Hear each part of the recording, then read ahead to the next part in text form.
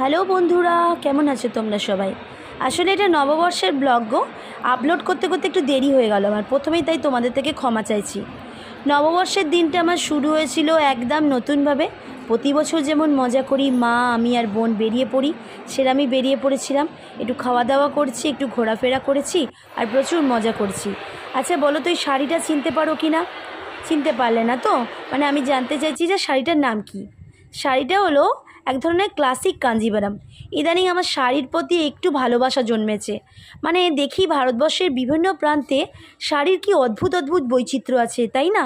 যেমন পশ্চিমবঙ্গের জামদানি, আসামের আসাম সিল্ক, ব্যাঙ্গালোরের ব্যাঙ্গালোর সিল্ক বা কাঞ্জিভারাম, যেমন মহারাষ্ট্রের পৈঠানি, এবং বিভিন্ন বিভিন্ন প্রদেশের বিভিন্ন বিভিন্ন শাড়ি আছে, তাই না? তো আজকাল শাড়ি পরতে যেমন আমার ভালো লাগে, শাড়ি কিনতেও তেমনি আমার ভালো লাগে।